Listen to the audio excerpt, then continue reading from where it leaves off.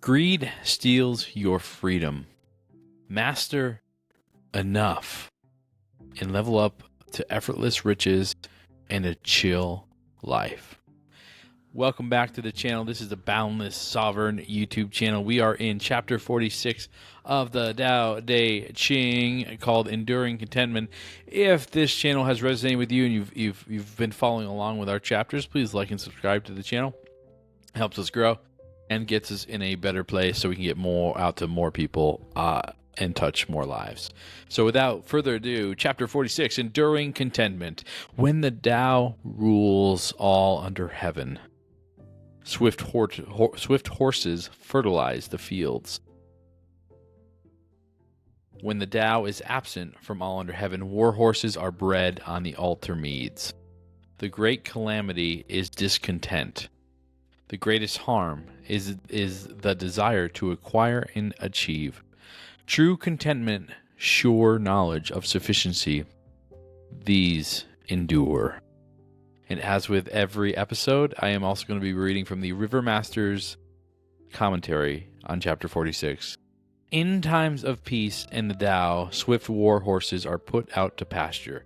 They fertilize the fields. Likewise, by quietly practicing self-cultivation in clarity and calm, the individual preserves yang essence and enriches the person. But when a ruler lacks the Tao and war knows no restraint, then war horses are reared in the altar meads, reserved for ritual ceremonies, and are then dispatched to the field of battle. The greatest ill is desire, the craving of the senses. The greatest calamity is discontent, the relentless pursuit of wealth and rank. The greatest harm stems from greed and ambition. To know contentment, to maintain a heart and mind free of desire, is to preserve the true root. Here we go again, guys. This is where we're diving right into the heart of the message. And if you feel like we've been circling this over and over again with each chapter, it's true. That's I think the intent here. What Lao Tzu is circling the same truth in every single one of his explanations here. And really, it's this idea of letting go of desire. And what does that mean, to let go of desire? And what is desire really? And to me, it's this aching in the body for something. It's a void that feels like it needs to be filled. And so it's this drive to fill that void. And what you realize is that when you go and get the thing that you desire, it satiates you for maybe a moment or two, maybe a day, maybe a month, if it's something that was really high on your list of desires. But all in good time, that desire, it fades. And then the contentment that you have fades. And then what returns? Another desire. Endless. So when you chase rank and achievement and wealth, money, fortune, you lead to this sense of this endless cycle of trying to satiate something that you can't satiate. And to know true contentment, and this is the whole message, is to know life without desire, which sounds difficult. And as many of us can attest to, desire is the defining trait of our existence. We're hungry, we eat. We cold, we get a blanket. We're hot, we want air conditioning. We get a house that protects us. We want a bigger house with more rooms. You get a bigger house with more rooms, you get a bigger garage. Now you need not just one car, you need two cars. Now you need maybe 3 cars. I live in a house now with a 3-car garage. I only have 2, but we've toyed with the idea of buying a 3rd for no other reason than just to be like, well, we could. Sure, you could.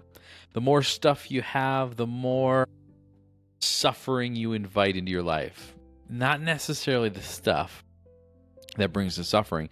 It's the attachment to the stuff that brings the suffering. It's this, I need to protect this thing. I remember, this was many years ago now, in a different relationship, when I bought my very first home. And I remember thinking, this thing has got me trapped. And the reason I felt that way was because I felt like I couldn't get rid of it if I needed to. And that's because I knew that my ex-wife at the time was very much attached to the home, still is. Actually, she still lives here today. And but that home was a burden. It was a significant burden. It was a financial burden. We weren't probably ready to buy that home.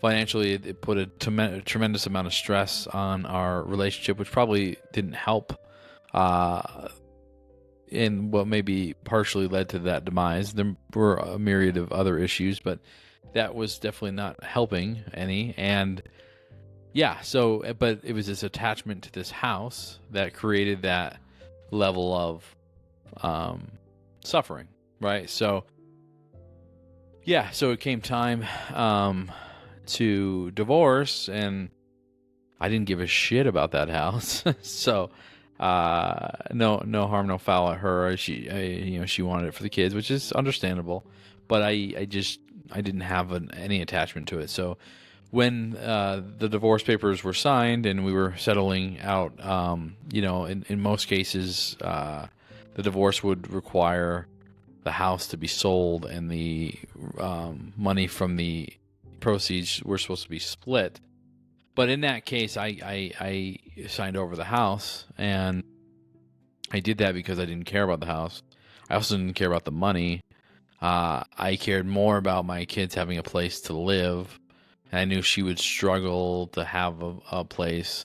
So I thought that this was the right move. So that's what I did, and they still live there today, and they've had a home the entire time, and I've been out of the home for many years now. I think we're going on 6 years, but it's good. It's good. But it was that non-attachment to the home, to the house, that allowed me to be able to let it go, and then also be caring and of generosity, because I was able to just sign over the house without that attachment. So if that's not a perfect example of how to detach, and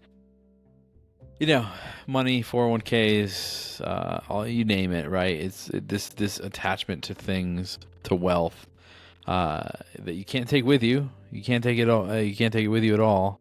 You're going to die, and it's going to be left here on Earth in the physical plane. So no sense in hoarding anything.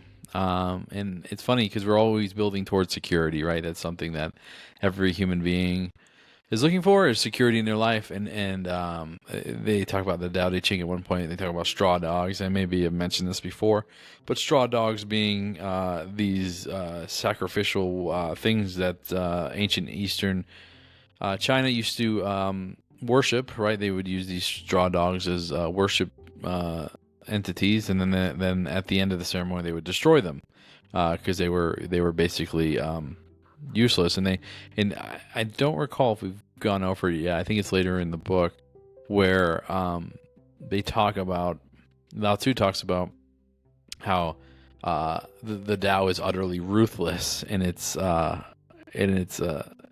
of it's not going to save you, right? The Tao will nourish you, it'll protect you, but it's going to kill you at some point, right? Because it's the natural flow of life. And so it is the almighty executioner of all. So it is utterly ruthless in that all things eventually die, living things. So very interesting stuff. Free of desire, preserve the root. Key. Well, hey, thanks for listening. Hopefully this series has been resonating with you. These videos have been resonating with you. Please like and subscribe, as I said at the beginning. And we will see you in chapter 47 of the Dao De Ching.